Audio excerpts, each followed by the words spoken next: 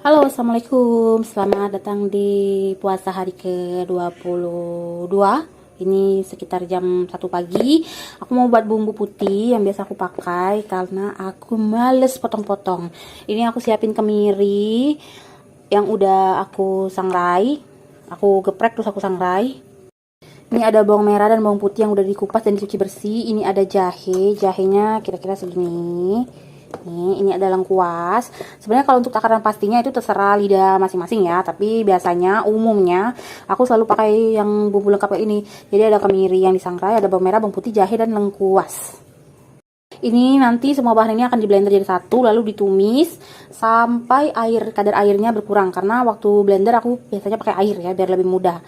Dan ini juga ada ketumbar yang udah disangrai. Ini enak banget nih untuk baceman, untuk mie ayam dan segala macam. Tapi ini nggak masuk di bumbu putih ya. Aku cuma mau ngasih tahu aja. Biasanya aku buat bumbu ini bisa bertahan tergantung dari seberapa banyak aku masak dalam 1 bulan itu. Pada umumnya ini bisa sampai 1 sampai 2 bulan. Bisa kita pisahi di wadah-wadah kecil, towel-towel kecil, diletakin di freezer. Nanti kalau mau turun, kita bisa turunkan 1 wadah di sealer biasa untuk kita pakai sehari-hari.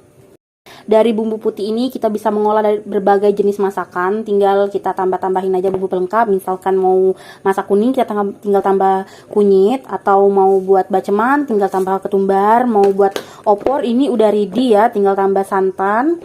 Pokoknya banyak banget manfaatnya, dari mulai sop, bening-beningan, santan-santan semua bisa pakai bumbu. Lengkuas dan jahe ini akan dipotong kecil-kecil biar memudahkan saat proses memblender. Dan aku nggak pakai chopper ya, ini murni di blender, pakai blender yang kayak gini. Atau pokoknya intinya di blender sampai halus, dia nggak pakai chopper. Kalau pakai chopper teksturnya nanti berbeda seperti chop ya. Ini udah dihalusin. Disclaimer dulu ya, aku nggak kursus masak, nggak juga diajarin, jadi masak itu murni otodidak sesuai mood aku. Nah jadi biasanya di blender itu aku pakai blender yang kayak gini ya, tabungnya kayak gini. Bisa juga pakai tabung yang kayak ini punya chopper ya, tabung yang kayak ini kayak jus. Nah, bisa pakai tabung yang jus itu yang besar, bisa. Tapi menurut aku rasanya hasil bumbunya nanti kurang sedap, kurang enak lagi dibandingkan kalau kita pakai tabung yang khusus untuk menghaluskan kayak gini.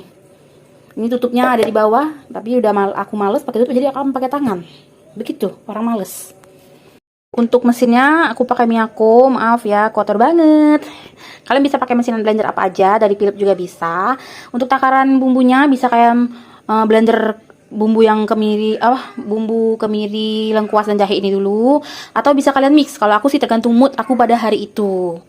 Contohnya gini ya, bisa kita blender barengan gini, atau bisa kita bawang merah, bawang putih, ketumbar, kemiri gitu. Bisa, pokoknya terserah. Yang penting nanti setelah semua bahan ini saat ini di blender akan dipanaskan di satu wadah ya. Nanti bakal kita aduk rata. Jadi terserah blendernya mau satu-satu atau mau campur. Nih aku pakai air ya. Misalkan kalian mau pakai minyak bisa. Pokoknya masak itu terserah kalian, sesuai mood kalian, karena nanti kan kalian yang makan. Bisa pakai minyak bisa. Kalau aku lebih prefer pakai air. Udah selesai, yang itu kita tuang di sini. Ini jangan dinyalain dulu apinya ya. Nanti kita nyalainnya begitu semuanya udah selesai. Pokoknya kita tuang ke sini, kita blender semuanya sampai benar-benar halus dari bahan-bahan semua ini, bawang merah, bawang putih, lengkuas, jahe dan kemiri yang sudah disangrai. Oke? For your information, nanti kalian jangan kaget kalau warna yang tuangan yang awal akan lebih gelap dibandingkan yang baru kita tuang. Ini karena ada proses oksidasi dari bawang itu sendiri ya. Ini udah semuanya di blender. Aku tadi pakai air, jadi totalnya hampir 500 ml. Gak apa-apa, airnya banyak, nanti kita akan masak dengan perlahan sampai dia surut. Kita nyalain kompor dengan api kecil aja. Pokoknya kuncinya harus sabar. Kita aduk sampai bumbunya rata kan. Aku juga biasanya stok cabai yang udah digiling, jadi cabai kita cuci bersih, kita rebus, kita blender sampai halus, lalu kita hilangkan airnya atau kita tumis sampai seperti inilah, pokoknya sampai cabainya sedikit berubah warna, lalu kita simpan. Jika sudah yakin bumbunya udah tercampur rata dan udah mendidih seperti ini, belebet-belebet kayak gini, kita akan tambahkan garam. 1 sendok garam. Garam ini fungsinya untuk mempercepat proses pengurangan air dalam bumbu ini dan juga sekalian untuk pengawet. Tapi jangan terlalu banyak ya, cukup segini aja. Kalau terlalu banyak nanti asin seperti yang dijual di pasar. For your information, buat yang nggak tahu atau mungkin lupa, kenapa bumbu di pasar itu lebih asin? Itu karena di pasar itu penggunaan garamnya lebih banyak ya, karena itu lebih asin. Garam itu kan fungsinya untuk mengawetkan. Jadi biasanya orang di pasar itu bisa bertahan sampai 6 bulan, itu karena banyak kadar garamnya. Selain bumbu putih ini, aku juga ada resep bumbu baceman bawang putih. Kalau kalian mau, aku share resepnya, bisa tulis di kolom komentar. Kalau nggak mau, cukup aja tonton video ini. Nanti kalau banyak yang nonton, kita akan buatin resep baceman bawang putih. Kalau mau pakai bumbu ini, tinggal ditumis lagi ya. Jadi nanti bumbu ini bisa ditumis lagi atau bisa langsung masukkan ke dalam air rebusan. Kalau mau buat yang berkuah-kuah, banyak manfaatnya, bisa berbagai jenis masakan lah pokoknya. Tinggal kita tambah aja, mau tambah aja pindang bisa, soto bisa, opor bisa, sop bisa, bisa semua. Ini kondisi airnya sudah hampir menyusut dan hati-hati ya, ini percikannya bisa melukai tubuh. Ini airnya ini yang ciprat-ciprat ini. Ini kalau kondisinya udah gini berarti tandanya bumbu halus kita udah mau jadi. Sedikit lagi. Nah, ini udah mau mateng ya. Ingat ya, penting banget untuk kita menghilangkan kadar airnya. Biar apa? Biar nanti saat kita masak, saat kita menumis, itu nggak ada ciprat-cipratan seperti mau perang. Ini kalau dia udah nggak ciprat-ciprat lagi, udah jinak nih. Nah, ini tandanya kita bentar lagi mau selesai. Nanti kalau sudah selesai kita dinginkan ya.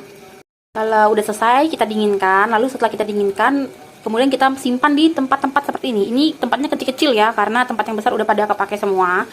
Kita bisa simpan di freezer untuk semuanya, untuk stok kita. Dan cukup keluarkan 1 atau 2 yang mau kita pakai dalam waktu 1 minggu, 3 hari, 4 hari, gitu ya. Sampai sini aja berbagi resepnya, semoga berkah, bermanfaat. Kita lanjut sahur yuk. Selamat berpuasa semuanya. Terima kasih telah menyaksikan vlog dari Jejak Dariku. Ini dari puasa pertama sampai insya Allah puasa terakhir. Nanti kita akan selalu share. Insya Allah lebaran juga kita akan tetap ngevlog. Jadi terus dukung kami, dukung channel Jejak Dariku dengan cara like, komen, subscribe. Nggak komen nggak apa-apa, yang penting tonton videonya sampai akhir, lalu subscribe, share ke teman-teman biar berguna resep-resep ini. Terima kasih ya, maaf kalau video-videonya banyak yang kekurangan. Akan buat marinasi udang ini dengan pakai susu ini. Lalu kita tambah bumbu yang udah kita buat. Nih. Kita aduk sampai tercampur rata, kita diami di kulkas. Nanti saat jam 3 baru kita goreng. Kita tambahi lada hitam.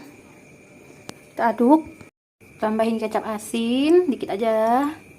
Lalu kita campur sampai merata, kita tutup dan kita simpan di kulkas. Nah, ini kita lagi buat soto ayam dari bumbu putih yang tadi kita buat. Tinggal ditumis, ditambah daun aromaterapi seperti assalamualaikum, serai, dan jeruk. Nah, tambah air, kasih susu, kalau aku pakai susu sotonya, dan kasih santan.